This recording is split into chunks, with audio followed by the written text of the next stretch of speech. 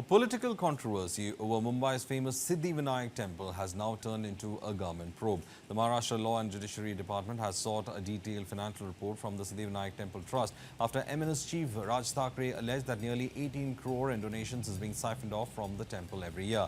The trust, however, strongly denies the allegation. It says no such complaint has been made to the government and insists it had itself requested a comprehensive audit in May 2026, months before Raj Thackeray raised the issue publicly. According to the trust, officials first noticed discrepancies in donation collections earlier this year. After approaching the Anti-Corruption Bureau, an investigation was launched. Police later arrested 9 people for allegedly stealing cash from the donation boxes. Investigation claims that CCTV footage showed money being removed repeatedly over several days. Now, the state government has now asked the trust to submit a detailed financial report. Based on the findings, it will decide whether further action is required. The controversy has also triggered a fresh political battle over transparency and accountability in the management of one of Maharashtra's richest and most revered temples.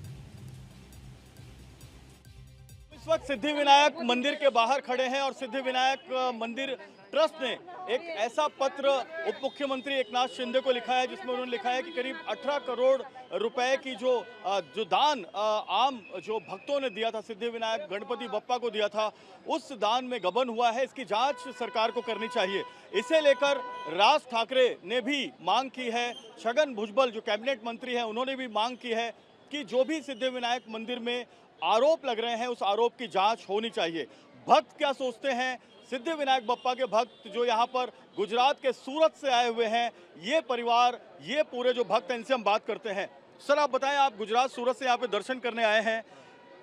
मंदिर के अंदर जो दान आप लोग देते हैं उसमें जब चोरी की बात आती है, जैसे सिद्धिविनायक मंदिर ने भी एक पत्र लिखा है सरकार को और जांच की मांग की है, क्या कहना चाहेंगे आप? वो गलत ही है ना, चोरी नहीं करना चाहिए ना।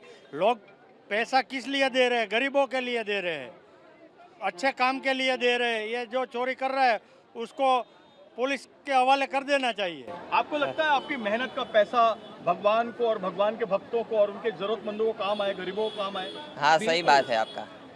उसको काम आना ही चाहिए और ये फ्रॉड नहीं होना चाहिए, चोरी जैसा कुछ नहीं होना चाहिए। अभी सिद्धिविनायक मंदिर के ट्रस्ट ने भी लेटर लिखा है सरकार को और कहा है कि 18 करोड़ रुपए गबन हुआ है। क्या कहना चाहेंगे आप? गणपति बप्पा के भक्त हैं। नहीं, ऐसा नहीं होना चाहिए और इसकी जांच होनी चाहिए पूरी तरीके से। आप क्या बोल रहे हैं? हम दान करते हैं क्योंकि गरीबों को वो उसका फल मिले। हाँ। अगर ऐसे चोरी होगी तो उसका क्या होगा? गरीबों के लिए ही हम दान करते हैं ना। हाँ। तो ये गलत आप मानते हैं? हाँ, बहुत गलत है ये सारी चीजें। जी। हाँ सर, बताएं। बिल्कुल गलत है और इसकी कड़ी की कड़ी कार्यवाही करनी चाहिए और इसके अंदर जो लोग आए हैं उसको बहुत सख्त सजा होनी चाहिए, क्योंकि सिद्धिविनायक ट्रस्ट ने जो मांग की है सरकार से, जांच की मांग की है, आप भी उससे सहमत हैं? बिल्कुल सहमत है और कड़ी से कड़ी उसके कार्यवाही होनी चाहिए और दोबारा ऐसा गलती ना कर ऐसी कार्यवाही हो चाहिए। सिद्धिविनायक मंदिर के ट्रस्ट बोर्ड ने आरोप लगाया है कि 2 साल पहले तक इस सिद्धिविनायक मंदिर में जो दान पेटी के जरिए चंदा जमा होता था वो सिर्फ 30, 40, 50 लाख रुपए होता था, लेकिन अब ये दान पेटी का चंदा 90 लाख रुपए तक पहुंच गया है। और यही वजह है कि पिछले 2 सालों में इस मंदिर के अंदर जो बाकी पैसा था 40-50 लाख रुपए की रकम हर महीने वो कहाँ गई, इसकी जांच एसआईटी के जरिए, सीआईडी के जरिए और anti corruption bureau, law and judiciary committee, इनके जरिए होनी चाहिए। ऐसी मांग सिद्धिविनायक मंदिर के ट्रस्ट बोर्ड ने की है। ट्रस्ट बोर्ड के 2 मेंबर हमारे साथ हैं, राहुल लोंढे और मीनाताई कामले। राहुल जी, आप बताएं कि क्या आपका आरोप है? सीधा आरोप बताएं आप।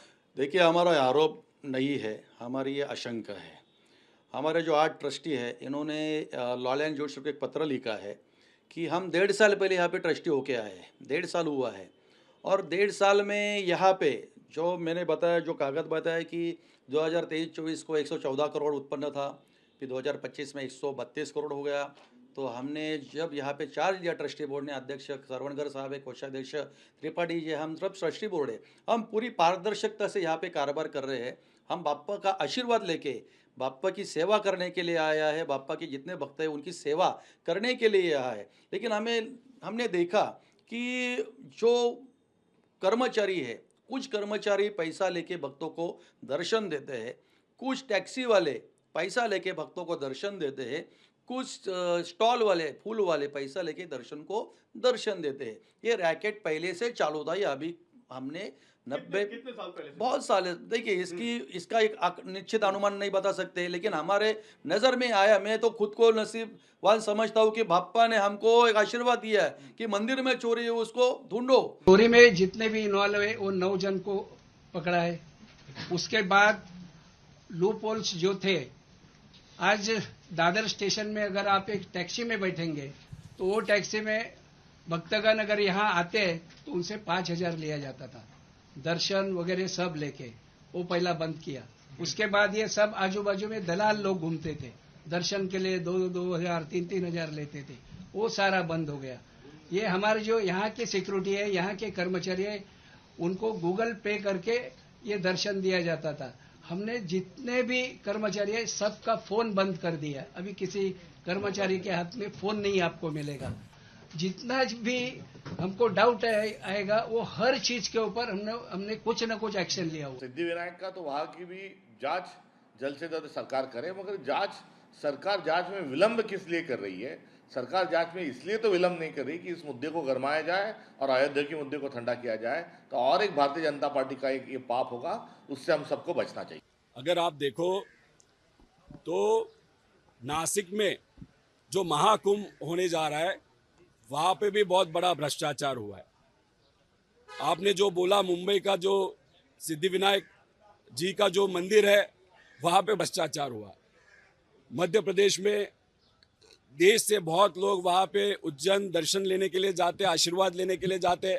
वहाँ पे भाजपा के जो मुख्यमंत्री है उन्होंने वहाँ पे लैंड स्कैम वहाँ पे किया है। और ऐसे बहुत सारे केसेस है जहाँ पे भाजपा की जो संगठन है आरएसएस, उनके जो पदाधिकारी वहाँ पे ट्रस्टी है और वहाँ पे बड़ा भ्रष्टाचार हुआ है। इसलिए भाजपा के दिखाने के दांत अलग और खाने के दांत अलग है। ऐसे वहाँ पे हम कहते हैं कि लोगों के माध्यम से वोट जब लेना होता है तो जय श्री राम कहा जाता है, और वोट लेने के बाद सत्ता में जब आते हैं तब मंदिरों का जो ट्रेजरी है वहाँ से वो पैसा खाते हैं। बाकी कुछ नहीं, सिर्फ धर्म के नाम पे ये राजनीति करते हैं और उसमें भी भ्रष्टाचार करते हैं। गलत चीज।